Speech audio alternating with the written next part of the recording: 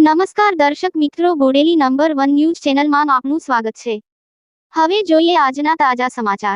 કવાંટ તાલુકાના તુરખેડાની પ્રસૂતા મહિલાનું હોસ્પિટલ લઈ જતા રસ્તામાં મોત।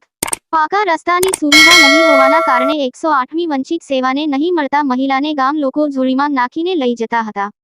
જે દરમિયાન રસ્તામાં જ મહિલાને પ્રસૂતિ થઈ હતી। પ્રસૂતિ બાદ મહિલાનું મોત નીપજ્યું હતું, જેમાં નવજાત બાળકનો બચાવ થયો હતો।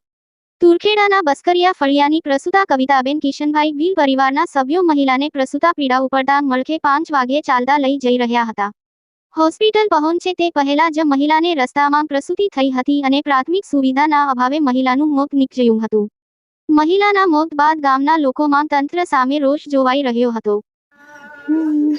મહિના હતા ડિલિવરી ત્યારે પણ અમે ઝોલી બાંધીને લઈ જતા। આજે સવસત્ય છોકરું પણ ને બેનને બી બચાવી તો અમે 5 કિલોમીટર ગામના લોકો ઝોળી બાંધીને તૈયાર કરી લઈ ગયા। પછી અમે 108ને પોસાડીને અમે બચાવી છે।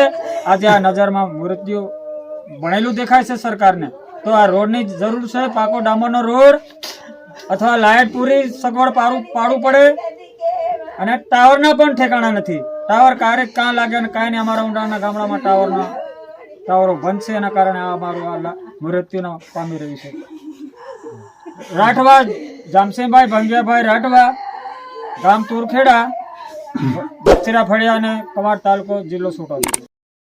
અવનવા રોજબરોજના સમાચાર જોવા માટે જોતા રહો બોડેલી નંબર 1 ન્યૂઝ ચેનલ। અને જો આપે અત્યાર સુધી આ ચેનલને સબસ્ક્રાઇબ ન કરી હોય તો સબસ્ક્રાઇબ કરો અને શેર કરો।